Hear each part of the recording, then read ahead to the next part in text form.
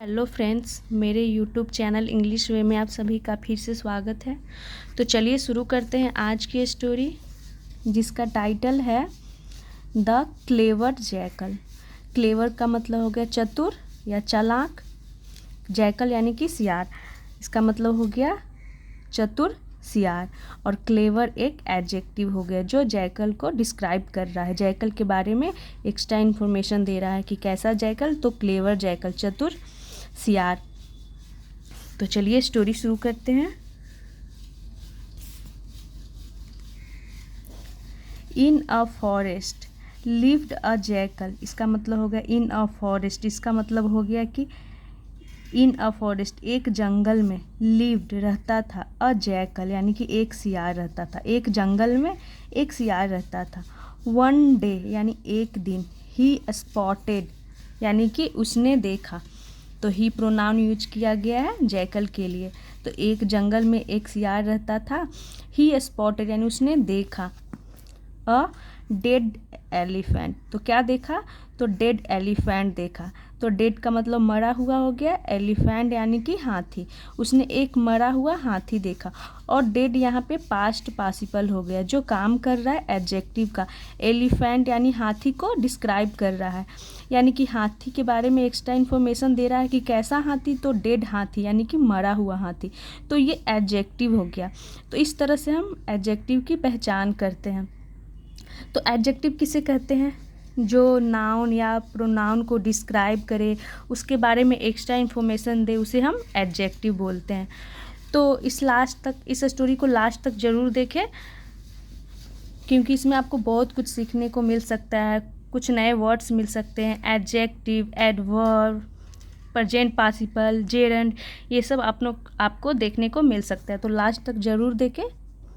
He licked his lips at the thought of the grand feast he was about to devour। तो चलिए देखते हैं। he licked his lips, इसका मतलब हो गया कि उसने licked चाटा, his lips अपने होठों को, at the thought of the grand feast। Grand feast का मतलब हो गया कि बड़ी दावत, फीस्ट यानी कि दावत हो गया। तो उसने बड़ी दावत को सोच कर के उसने अपने होठों को चाटा, यानी जब उसने देखा एक मरा हुआ हाथी को, तो वो क्या सोचा कि अरे एक बड़ी दावत होगी, यानी एक बड़ी दावत है, यह सोचकर उसने अपने होठों को चाटा। तो इंग्लिश में ऐसा नहीं कि वर्ड टू वर्ड लिखा होता है, बट हम उसके सेंस से समझते हैं। Feast, he was about to devour, अब इसका मतलब होगा ही वाज अबाउट टू। तो अबाउट टू का यूज तब किया जाता है जब कोई काम हम जल्दी से करने ही वाले होते हैं, तो हम अबाउट टू का यूज करते हैं। ही वाज अबाउट टू डेवर, यानी इसका मतलब हो गया कि वह जैसे ही खाने वाला था, डेवर यानी खाना, इसका मतलब भी खाना ही होता है। तो अबाउट टू यानी कि खाने ही वाला था, और वाज लगा हुआ है क्योंकि ये पास्ट की है, स्टोरी है तो पास्ट में ही होगा। तो ही वाज अबाउट टू डेवर यानी कि वह खाने ही वाला था। तो डेवर का मतलब हो गया लालच से खाना, तो खाने ही वाला था। बट टू हिज डिसअपॉइंटमेंट, इसका मतलब हो गया लेकिन, टू हिज डिसअपॉइंटमेंट यानी कि वह निराश हुआ।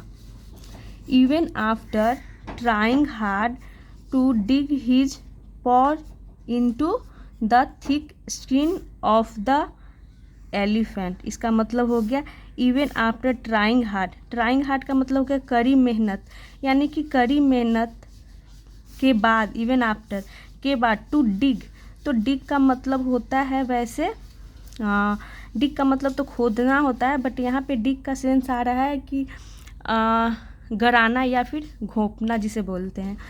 तो कड़ी मेहनत के बाद, टू डिग यानी कि गराने के लिए, हिज पॉज अपने पंजों को, इनटू यानी में, द थिक स्किन यानी कि थिक स्किन का मतलब हो गया मोटी स्किन, मोटी चमड़ी, और थिक भी यहाँ एक एडजेक्टिव है क्योंकि ये स्किन के बारे में एक्स्ट्रा इन्फॉर्मेशन यहाँ दे रहा है, देख सकते हैं, बता रहा है कैसा स्किन, तो थिक स्किन यानी कि मोटी स्किन, मोटी चमड़ी, ऑफ द एलिफेंट यानी हाथी का।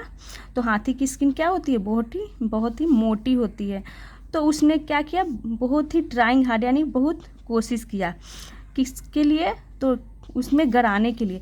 तो डिग है तो डिग का मतलब यहाँ पे खोदना तो नहीं होगा, क्योंकि हाथी है तो यहाँ पे खोदने का सेंस आ ही नहीं रहा। मतलब कि वो घोंपना चाह रहा था, उसको गड़ाना चाह रहा था अपने किसे, पौ का मतलब होता है पंजा, तो यहाँ पे एस लगा हुआ है क्योंकि पंजों की बात हो रही है। तो उसने हाथी की मोटी चमड़ी में बहुत कोशिश की अपने पंजे को गड़ाने की, ऑफ द एलिफेंट यानी कि हाथी की। ही कुडंट सक्सीड यानी इसका मतलब होगा कि उसे सफलता नहीं मिली, वह सफल नहीं हो सका।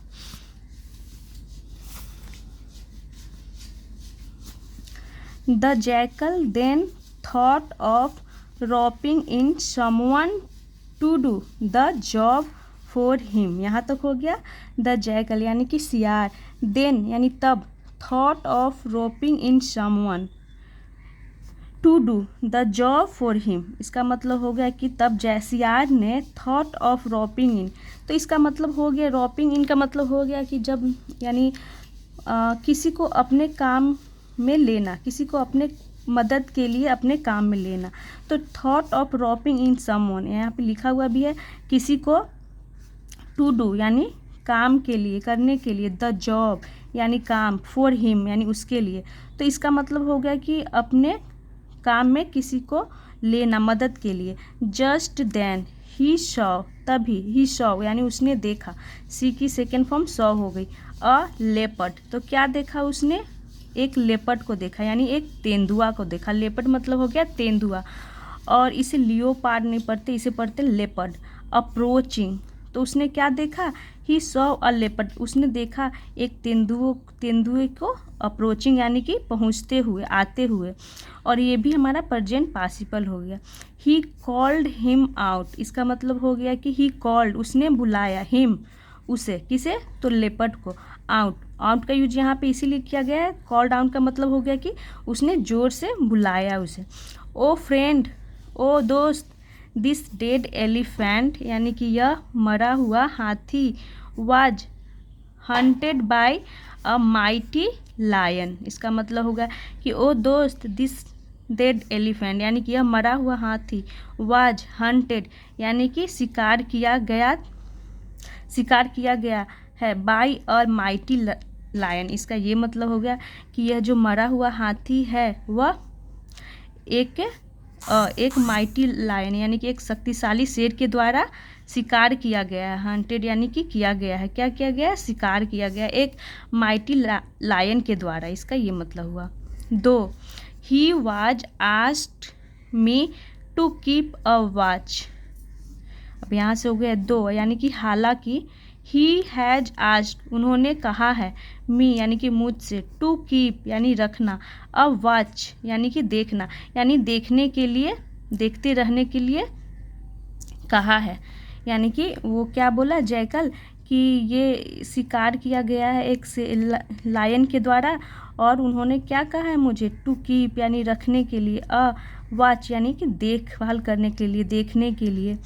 You can cherish a part of it, you can cherish इसका मतलब हो गया कि यू कैन चेरिश यानी कि आप क्या कर सकते हैं, खा सकते हैं। अ पार्ट ऑफ इट इसका मतलब हो गया अ पार्ट यानी कि एक हिस्सा, ऑफ इट यानी इसका, यानी वो क्या बोला कि इसका एक हिस्सा आप खा सकते हैं। तो चेरिश का मतलब तो होता है वैसे संजो कर रखना, बट यहाँ चेरिश का मतलब हो रहा है कि खाने से, आनंद लेकर खाना, मज़े लेकर खाना। तो you can cherish a part of it यानी कि आप इसका एक हिस्सा खा सकते हैं। The leopard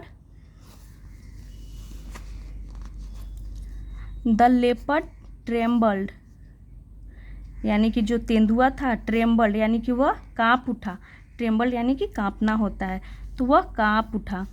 I dare not eat a lion's kill इसका मतलब हो गया आई डेयर नॉट ईट यानी कि मैं हिम्मत नहीं कर सकता, ईट यानी खाने की, अ लायंस यहाँ पर अपोस्ट्रोफी एस है यानी कि एक शेर की, किल तो इसका मतलब हो गया शेर का शिकार, किल यानी शिकार, मैं हिम्मत नहीं कर सकता एक शेर का शिकार खाने के लिए।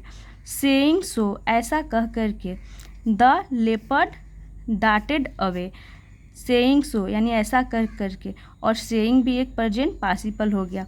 द लेपर्ड यानी जो लेपर्ड था तेंदुआ, डाटेड अवे वहाँ से तेजी से भाग गया, डाटेड अवे के मतलब वहाँ से भाग गया जल्दी से।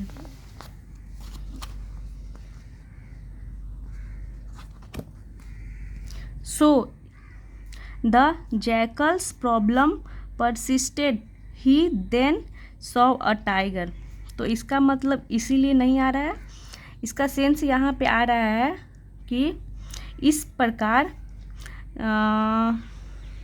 प्रकार द जैकल्स प्रॉब्लम यानी कि जो सियार की प्रॉब्लम थी, समस्या थी, परसिस्टेड यानी कि बनी रही, यानी सियार का जो समस्या था वह बनी रही।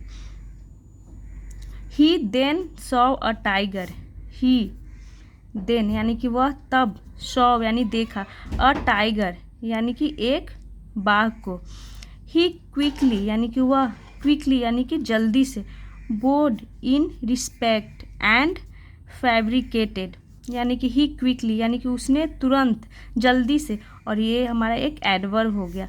बोर्ड यानी कि सर को झुकाकर नमस्कार करना, उसे बो बोलते हैं। तो वह जल्दी से बोर्ड इन रिस्पेक्ट यानी कि नमस्कार किया, इन रिस्पेक्ट यानी कि सम्मान में, एंड फैब्रिकेटेड, तो फैब्रिकेटेड का मतलब होता है झूठ बोलना या बनाया हुआ कहानी बताना। तो उसने क्या क्या झूठ बोला। My friend I have found this dead elephant, क्या बोला उसने, झूठ बोला। आई हैव फाउंड यानी कि मैंने पाया है, दिस डेड एलिफेंट, इस मरे हुए हाथी को। बट लेकिन, if you feast upon it first, लेकिन यदि आप, फीस्ट अपॉन इट फर्स्ट यानी कि इसका मतलब हो गया कि लेकिन यदि आप इसे पहले खाते हैं, इट फर्स्ट यानी कि पहले खाते हैं। आई शैल बी ऑनर्ड, इसका मतलब हुआ कि मैं, आई शैल बी ऑनर्ड यानी कि मुझे सम्मान किया जाएगा, और ये पैसिव की सेंटेंस हो गई। आई शैल बी ऑनर्ड यानी कि मुझे सम्मान किया जाएगा। द टाइगर अग्रीड, जो टाइगर था वो अग्रीड यानी कि मान गया, इंस्टेंटली यानी कि तुरंत उसने, वह मान गया, कौन, टाइगर। तो इंस्टेंटली यह भी हमारा एक एडवर्ब हो गया। And tore apart a big chunk of the elephant, और टोर अपार्ट का मतलब हो गया कि फाड़ दिया, फाड़ कर अलग कर दिया, पार्ट यानी कि अलग, अ बिग चंक यानी कि एक बड़ा चंक, हिस्सा, ऑफ द एलिफेंट यानी हाथी का, यानी कि उसने हाथी का एक बड़ा सा हिस्सा फाड़ दिया। हैविंग सॉल्व्ड हिज पर्पस, तो इसका मतलब हो गया हैविंग सॉल्व्ड हिज पर्पस, अपना, हिज पर्पस यानी कि अपना उद्देश्य, सॉल्व यानी हल होते ही, पूरा होते ही, और हैविंग भी यहाँ पे एक प्रेजेंट पार्टिसिपल हो गया। हैविंग सॉल्व हिज पर्पस यानी कि अपना उद्देश्य पूरा होते ही, द जैकल यानी कि सियार, येल्ड, येल्ड का मतलब है चिल्लाया, फॉल्सली, फॉल्स जो फॉल्स होता है ना, ट्रू फॉल्स, तो वहाँ पे ये फॉल्स का यूज किया गया, फॉल्सली यानी कि झूठ मूठ का। लुक आउट, लुक आउट, देखो, lion king is right here, तो क्या उसने चिल्लाया, लुक आउट यानी कि देखो, लायन किंग यानी कि शेर राजा, इज राइट हेयर यानी कि ठीक यहाँ है। तो लुक आउट का मतलब हो गया कि देखो, सावधान हो जाओ, इसका ये मतलब हुआ कि शेर जो राजा हैं यहाँ पे हैं।